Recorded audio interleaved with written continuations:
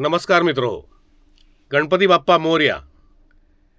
सर्वप्रथम मी तुम्हा सर्वांचे हार्दिक आभार मानतो की माझ्या शुभारंभाच्या एपिसोडला तुम्ही जो भरभरून उदंड प्रतिसाद दिलात त्याबद्दल मी तुमचा शतशः ऋणी आहे. काय विषय निवडावा हे समजत नव्हतं. मग मनात एक विचार आला की आपण मनुष्य जन्मावर काहीतरी बोलूया. म्हणून आजच्या विषयाचं शीर्षक मी ठेवलं आहे मनुष्य जन्म आणि कुंडली. सर्वसाधारणपणे कुंडलीची चौकट जी आहे 12 घरांची ही माझ्या मते सगळ्यांना माहिती आहे, ज्याला आपण जन्मलग्न कुंडली म्हणतो. ती सगळ्यांना ज्ञात आहे असं मी समजतो. आणि त्या 12 घरांमध्ये आपल्या जन्माच्या वेळी जे जे ग्रह मार्गक्रमणा करत असतात आणि चलायमान असतात त्याची स्थिती आपल्याला आपल्या जन्मवेळेनुसार जी समजते तीच आपली आपली कुंडली तयार होते. जन्मकुंडलीचं जे चित्र आहे मित्रांनो, ते कल्पना करा की ज्याला आपण बर्ड्स आय व्ह्यू म्हणतो किंवा सॅटेलाइट पिक्चर म्हणतो. आपण विमानात बसल्यानंतर खाली लँडिंगच्या वेळेला आपल्याला खालचं जे दृश्य दिसतं किंवा आमच्या बिल्डिंग लाईनच्या भाषेमध्ये ज्याला आपण आपल्या घराचा प्लॅन म्हणतो किंवा बिल्डिंगचा प्लॅन म्हणतो, तो आपण वरून बघतो. तो प्लॅन, ते चित्र म्हणजेच आपली जन्मलग्न कुंडली. आपल्या जन्माच्या वेळेला ब्रह्मांडामध्ये, आसमंतामध्ये हे जे 9 ग्रह आहेत, किंबहुना 12 ग्रह आहेत, त्यामध्ये हर्षल, नेपच्यून आणि प्लुटो याबद्दल मी सध्या तरी बोलणार नाही आहे. जेव्हा तसे विषय येतील तेव्हा मी ह्या 3 ग्रहांचा पण अंतर्भाव करणार आहे. पण प्रामुख्याने 9 ग्रह, त्यातले 7 प्रमुख ग्रह आणि 2 छायाग्रह राहू केतू असे मिळून 9 होतात. त्यांची स्थिती आपल्या जन्मस्थानाच्या चारी बाजूला कशी आहे ही स्थिती दर्शवणारा 12 घरांचा हा चार्ट म्हणजे जन्मलग्न कुंडली. त्याला इंग्लिशमध्ये D1 चार्ट म्हणतात. डी म्हणजे डिव्हिजनल चार्ट. भारतीय वैदिक ज्योतिषामध्ये षोडश वर्ग कुंडली असा एक विषय आहे. म्हणजे 16 प्रकारचे डिव्हिजन चार्ट्स आहेत, वर्ग कुंडले आहेत. त्यातला सगळ्यात प्रमुख चार्ट ज्याला आपण म्हणतो ती आहे जन्मलग्न कुंडली अर्थात D1 चार्ट. आता थोडं त्याच्या आधी जातो मी. प्रचलित पद्धतीनुसार जेव्हा एखादं मूल जन्माला येतं त्या क्षणाला ब्रह्मांडामधली जी ग्रहांची स्थिती आहे वरती असं म्हणतात, त्याचं चित्र नकाशा दाखवणारा चार्ट म्हणजेच जन्मलग्न कुंडली, ज्याला आपण मार्कशीट म्हणतो. पण मित्रांनो, ही मार्कशीट एकमेव अशी आहे की ज्याची आपण परीक्षा दिलेली नसते आणि आपल्याला डायरेक्ट मार्कशीट आपल्या हातात पडते. आता ही मार्कशीट का महत्त्वाची? कारण एक गोष्ट लक्षात घ्या आणि त्याची नोंद करून घ्या की कोणताही ग्रह किंवा कोणतेही घर कुंडलीतलं किंवा कोणतीही राशी ही चांगलीही नसते आणि वाईटही नसते. वाईट असेल तर आपल्याला चांगली करून घ्यायची आहे. ह्यालाच आपण अलाइनमेंट म्हणतोय. आपल्या आयुष्याची, आपल्या दैनंदिन जीवनाची, भविष्याची लाईफ अलाइनमेंट. कुठलाही ग्रह हा चांगलाही नसतो आणि वाईटही नसतो. आपल्याला तो चांगला करून घ्यायचा आहे मित्रांनो. मी थोडंसं आधी जाणार आहे. प्रचलित पद्धतीनुसार मूल जन्माला आल्यानंतरची वेळ नोंद करून घेतल्यानंतर जी कुंडली येते ती जन्मलग्न कुंडली. आणि जवळजवळ 100% भविष्यवाणी ही या वेळेनुसार केली जाते किंवा त्या जन्मलग्न कुंडलीनुसार केली जाते. आणि मग तो D1 चार्ट धरून पुढचे जे डिव्हिजन चार्ट्स आहेत, वर्ग कुंडले आहेत, त्याचा अभ्यास केला जातो त्या त्या प्रश्नानुसार. पण खरी कुंडली जर म्हणाल तर मातेच्या उदरामध्ये, त्या गर्भामध्ये जेव्हा आत्मा प्रवेश करतो तो जो क्षण आहे आणि ती जी वेळ आहे त्यावेळी काढलेली कुंडली ही खरी कुंडली. अर्थात हा बऱ्यापैकी अवघड विषय आहे आणि मुंबई महाराष्ट्रामध्ये असे काही जाणकार ज्योतिषी आहेत की कुठल्या क्षणाला गर्भधारणा झाली हे सांगून त्या वेळेनुसार जी जन्मकुंडली ते तयार करतात आणि त्यावरनं भविष्यकथन करतात ते 100% परफेक्टच असतं. तर आत्मा जेव्हा त्या उदरामध्ये गर्भामध्ये प्रवेश करतो तो आत्मा, त्या आत्म्याला ब्रह्मांडामध्ये, आसमंतामध्ये ग्रहाच्या रूपाने, नक्षत्रांच्या रूपाने एक फेवरेबल वातावरण हवं असतं. मित्रांनो, लक्षात घ्या की सर्व ब्रह्मांडातले जे ग्रह आहेत, 9 ग्रहांबद्दल मी बोललो, हे सर्व चलायमान आहेत. ते एका जागी नाहीत. आपणही एका जागी नाही आहोत. कारण पृथ्वी स्वतःभोवती फिरते आणि सूर्याभोवती फिरते.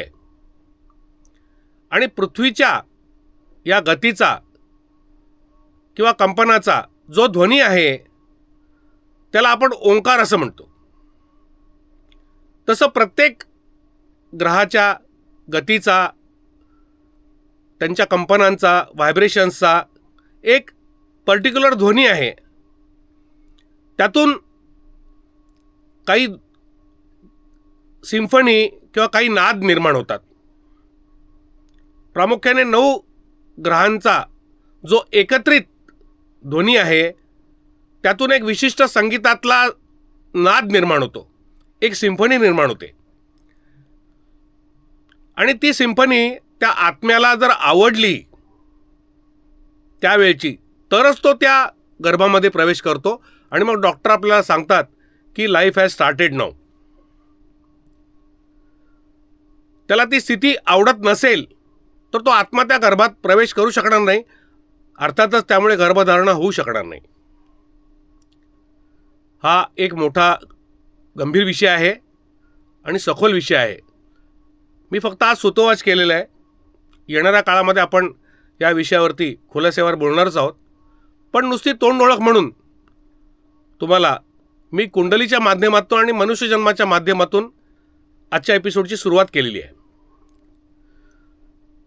हा झाला जन्म कुंडली बनवायचा एक प्रकार. आणि दुसरा प्रकार मी सांगितल्याप्रमाणे मूल जेव्हा प्रत्यक्ष आईच्या उदरातून बाहेर येतं तेव्हा असलेली ब्रह्मांडातली स्थिती सुद्धा त्या बाळाला आवडत असेल तरच ते बाहेर यायचा आटोकाट प्रयत्न करतं. या गोष्टीचा जरा गांभीर्याने विचार करा मित्रांनो. माझे वैयक्तिक विचार असे आहेत की ढोबळमानाने आपल्याला माहिती आहे की आईच्या उदरामध्ये 9 महिने 9 दिवस ते बाळ राहतं. आताच्या मेडिकल सायन्सेस प्रमाणे डॉक्टर पण त्या महिलेला, त्या मातेला बायोलॉजिकल टाईम पिरियडनुसार एक डेट देतात. पण लक्षात घ्या मित्रांनो, तुम्ही मान्य कराल की त्या डेटला एक्झॅक्टली कधीही त्या बाळाचा जन्म होत नाही, डिलिव्हरी होत नाही. मला प्लांट सिझेरियनबद्दल किंवा सिझेरियनबद्दल बिलकुल बोलायचं नाही, हा विषय वेगळा आहे. मी नॉर्मल डिलिव्हरीबद्दल बोलतो आहे. याचा अर्थ असा होतो की जोपर्यंत त्या बाळाला आवडणारं पोषक वातावरण, त्या 9 ग्रहांची, नक्षत्रांची स्थिती जोपर्यंत बाहेरच्या ब्रह्मांडामध्ये आणि आसमंतामध्ये किंवा बाह्य जगतामध्ये नाही, त्या जन्मस्थळाच्या अगदी वरती, तोपर्यंत ते बाळ बाहेर याची इच्छा व्यक्त करत नाही. याचा अर्थ असाही होतो की जर जन्माला आलेलं बाळ त्याच्या आवडीच्या वातावरणातच त्यांनी जन्म घेतला आहे आणि ती स्थिती आपण जन्मलग्न कुंडलीच्या नकाशावरून जर बघत असू तर कुठली कुंडली वाईट कशी असू शकते? ती चांगलीच असणार आहे. कारण ती कुंडली, ते पिक्चर, तो पिक्टोरियल व्ह्यू, एक नकाशा आपल्या बिल्डिंगचा समजा, तो त्याचा चॉईस आहे. ही महत्त्वाची गोष्ट लक्षात घ्या. मग काय होतं की मग पुढे पुढे ते बाळ मोठं झाल्यानंतर अनेक जे प्रॉब्लेम येतात, काही काही दशा येतात, महादशा येतात, अंतर्दशा येतात, त्यामध्ये मग काही जर त्रास झाले त्याला किंवा कुटुंबियांना, तर आपण देवाला दोष देतो की देवा तू माझ्या नशिबात काय लिहून ठेवलेस. नशीब म्हणजे थोडक्यात कुंडली आहे, आपलं प्रारब्ध आहे. या विषयाकडे जाताना आपल्याला सकारात्मक असं बघायचं आहे की आपण जेव्हा जन्माला आलो तेव्हा जी बाहेरची परिस्थिती होती त्याचा चॉईस आपणच केला होता, आणि तो कुंडलीच्या मार्फत करेक्ट टाईम नोट डाऊन झाला असेल तर तो दिसतोय. मग आपण कंप्लेंट देवाकडे का करतोय? याचं कारण असं आहे, एक गोष्ट नक्की लक्षात घ्या की आपण सर्व मानवजात ही देवाची करमणूक आहोत, देवाची एन्जॉयमेंट आहोत. मागे काही अंतराळवीर अवकाशात गेले होते आणि त्यांनी आपल्या त्यावेळच्या माननीय पंतप्रधानांशी संपर्क केला आणि पंतप्रधान साहेबांनी विचारलं की वरून पृथ्वी कशी दिसते तुम्हाला आणि आपला भारत देश कसा दिसतो. तेव्हा त्यांनी संपर्क करून सांगितलं की पृथ्वीचं दृश्य अतिशय विहंगम आणि विलोभनीय आहे आणि त्यातून आपला भारत देश अतिशय सुंदर दिसतो. खरीच गोष्ट आहे. हे वैज्ञानिकदृष्ट्या ते व्हिडिओ आपण बघितलेले पण आहेत लाईव्ह, की सॅटेलाईटमधून आपली मदर अर्थ कशी दिसते, अतिशय सुंदर दिसते. ह्याचं कारण असं आहे, तो जगनियंता विश्वकर्मा हा स्वतः एक, मी मानतो की एक सिव्हिल इंजिनियर किंवा आर्किटेक्ट आहे. त्यांनी पृथ्वीची निर्मिती अशी केली आहे की मोठमोठ्या नद्या, मोठमोठे तलाव, हिमालय, सह्याद्रीसारख्या पर्वतरांगा, घनदाट जंगलं, काश्मीरसारखं नंदनवन, विविध रंगाचे पशुपक्षी, निसर्गाचं देणं आणि लेणं हे त्या विश्वकर्मांनी केलेलं आहे. मग ते कोणासाठी केलं आहे? तर ते आपल्यासाठी केलेलं आहे. देवाला कधीही आवडणार नाही की आपण ज्या माणसाला पृथ्वी तलावर पाठवलं आहे तो मनुष्य हा कायम दुःखी आणि उदास आहे. कारण आपण त्याची एन्जॉयमेंट आहोत. तो वरून आपली सगळी कर्म बघतोय, कारण कर्माशिवाय काही साध्य होणार नाही. ज्योतिषशास्त्र गुणिले कर्म म्हणजे उत्तर आहे, हे त्याला कधी आवडणार नाही. पण आपल्याला हे कळत का नाही? कारण आपण ही कुंडली व्यवस्थितपणे डिकोड करत नाही. जेव्हा प्रॉब्लेम येतो तेव्हाच ती डिकोड करायला ज्योतिषाच्या माध्यमातून आपण त्याच्याकडे जातो. आपली कुंडली आपणच बघता आली पाहिजे ना आपल्याला मित्रांनो. आणि तेव्हा हा जर एक्स मानला की माझी कुंडली ही माझ्याकरता अतिशय चांगली आहे, हा जेव्हा अढळ विश्वास आपल्यामध्ये निर्माण होईल ना मित्रांनो, तेव्हा भविष्याची चिंता राहणार नाही. आपण अधिकाधिक कर्मप्रधान होऊन मेहनत करून प्रगतीची शिखरं पार पाडू आणि तेच देवाला हवं आहे. देव खुश होईल. मग असे काही साक्षात्कार होतात की प्रयत्नांती परमेश्वर आपण म्हणतो ना, तसं प्रयत्न करता करता परमेश्वर मध्ये मध्ये साथ देत असतो. यावर परमपूज्य स्वामी समर्थांचा एक तारक मंत्र आहे, जगी जन्म मृत्यू असे खेळ ज्यांचा, नको घाबरू तू असे बाळ त्यांचा. जन्म आहे म्हणजे मृत्यू आहे. पृथ्वी तलावरती जेव्हा एखादी जागा रिकामी होईल तेव्हा नवीन आत्म्याला नवीन शरीररूपी भागात प्रवेश करून जन्माला चान्स मिळेल. सृष्टीचा बॅलन्स साधण्याकरता देवानी हे जन्म मृत्यूचं चक्र चालू ठेवलेलं आहे आणि तो त्यांचा खेळ आहे. स्वामी काय म्हणतात बघा, जगी जन्ममृत्यू असे खेळ ज्यांचा, नको घाबरू तू असे बाळ त्यांचा. भिवू नकोस, मी तुझ्या पाठीशी आहे. हा एक संदेश जो आहे तो आपल्याला खूप आत्मविश्वास जगण्याचा देऊन जातो.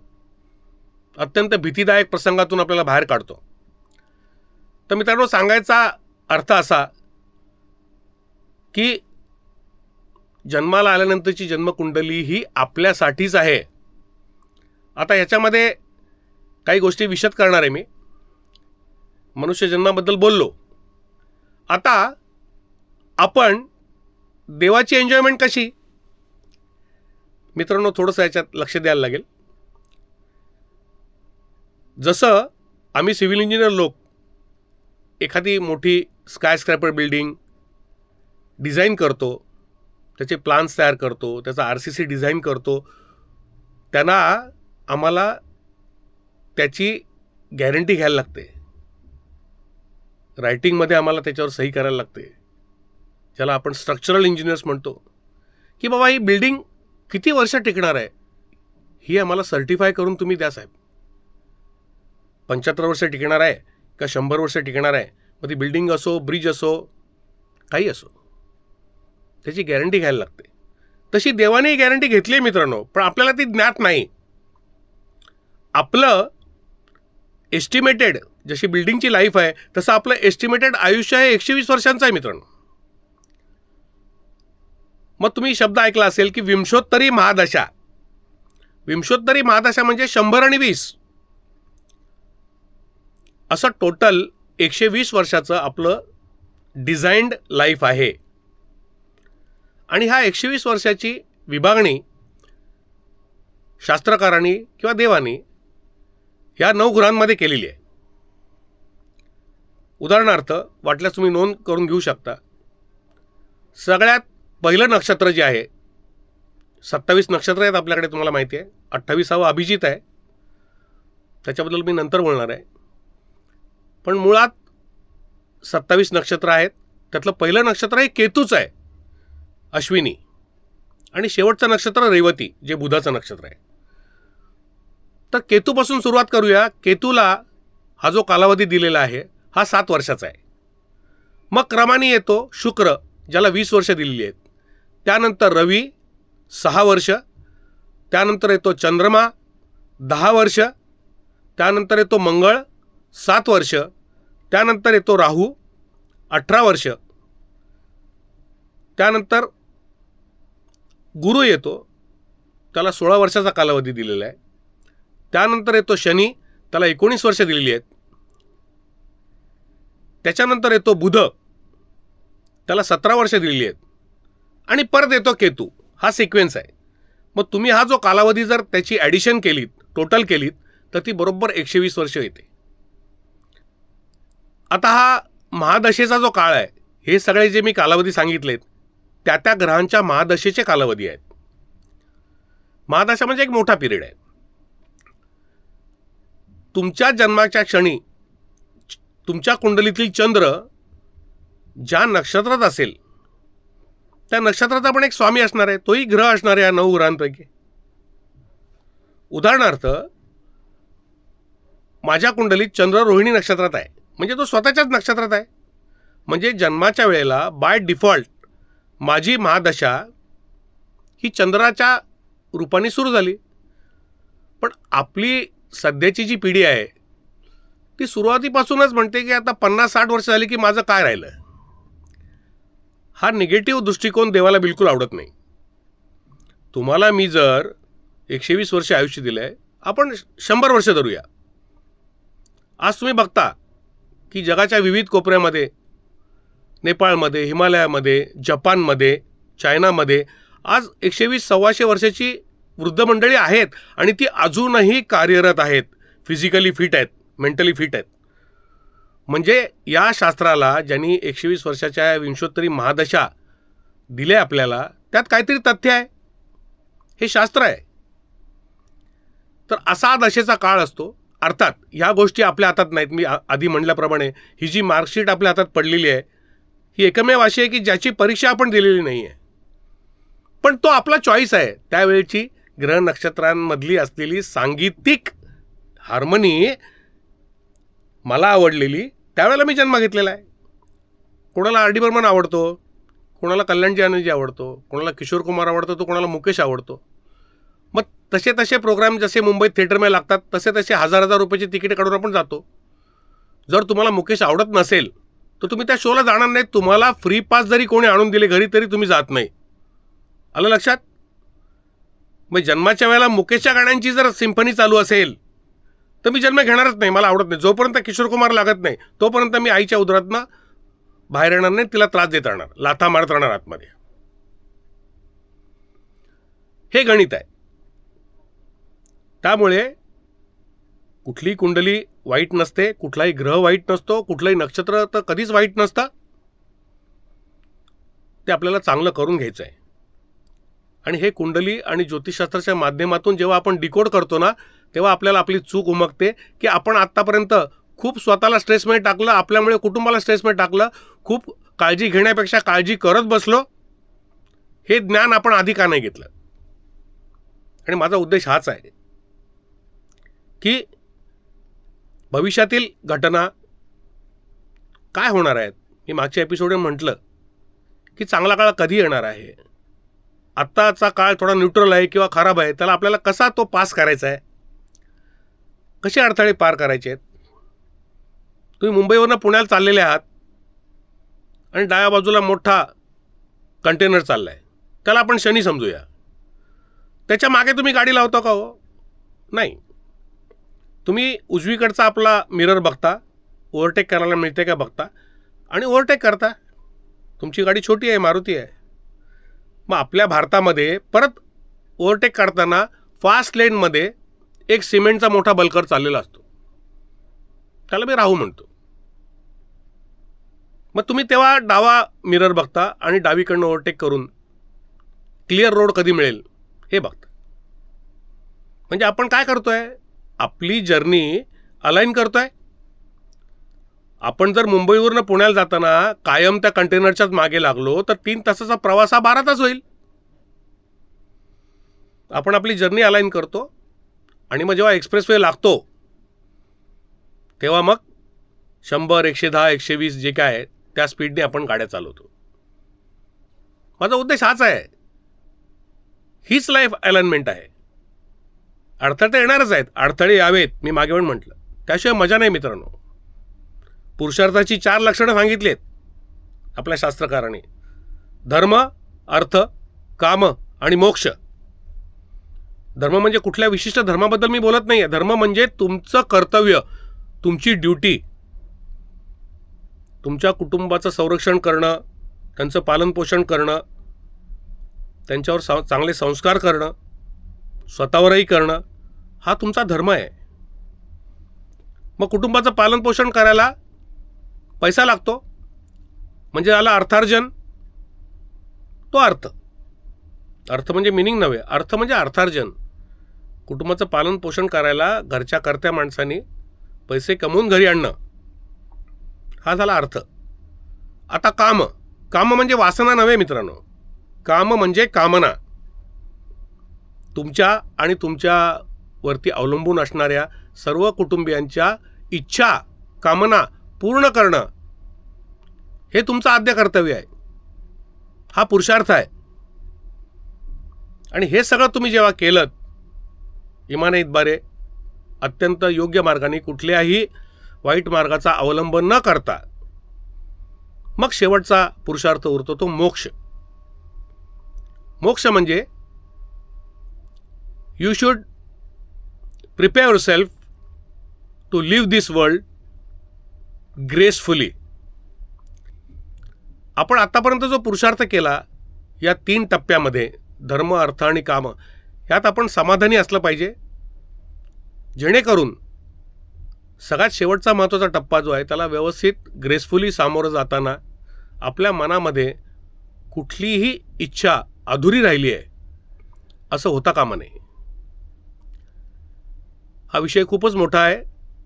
फक्त थोडासा मनोरंजक पद्धतीने सांगायचा माझा मानस आहे. देवाने तुम्हाला त्या ग्रहांच्या कॉम्बिनेशनमधून जो संदेश दिलेला आहे की मला आनंदी बघायचं आहे, या मार्गाने जा म्हणजे तुम्हाला आनंद मिळेल, हे आपण डिकोडच करत नाही.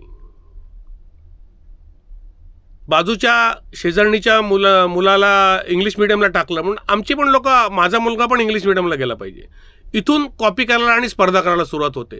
अहो, तुमच्या मुलाच्या कुंडलीत काय लिहिलंय बघा, बाजूच्या शेजारणीच्या मुलाच्या कुंडलीत तो योग असेल, तुमच्या कुंडलीत नाही आहे मुलाच्या, हे आपण बघत नाही.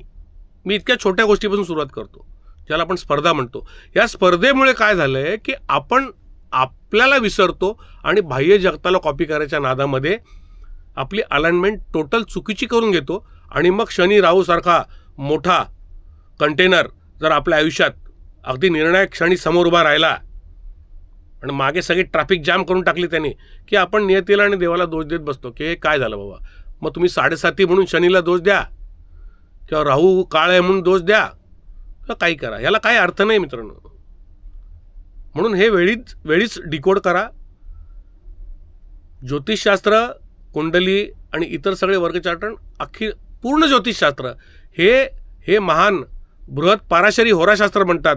पाराशर ऋषींनी, जैमिनी ऋषींनी, आपल्या सगळ्या वेदांनी हे निर्माण केलेलं सुपर डुपर मॅथमॅटिक्स आहे मित्रांनो. फक्त ते काळाच्या ओघात मध्ये कुठेतरी लुप्त झालं होतं, काही परकीय आक्रमणं आली म्हणून ते लुप्त झालं होतं. ते आता परत पुनरुज्जीवित होत आहे. या शास्त्राचं महत्त्व इतर धर्मियांना आधीच कळल्यामुळे त्यांच्या मनात एक भीती निर्माण झाली होती की हिंदू धर्मासाठी ही अशी मोठी गुरुकिल्ली आहे, की ही जर सर्वसामान्यांना जर कळली तर आमचे धर्म नामशेष होतील. या भीतीने अशी परकीय आक्रमणं झाली, त्यामध्ये मंदिरं उद्ध्वस्त करण्यात आली. ऋषीमुनींनी लिहून ठेवलेले त्यावेळच्या अवेलेबल रिसोर्सेसप्रमाणे काही ग्रंथ जे होते ताडपत्रीवर किंवा कशावर, हे नष्ट करण्यात आले. आणि मित्रांनो, त्यामुळे आपण आजच्या हिशोबाने जवळजवळ 200-250 वर्ष मागे गेलो. आज ऋषीमुनी आपण स्वतःला समजतो त्याच्या कितीतरी पटीने वैज्ञानिकदृष्ट्या प्रगल्भ आणि प्रगत होते. आपण पुराणाचा संबंध घेतो.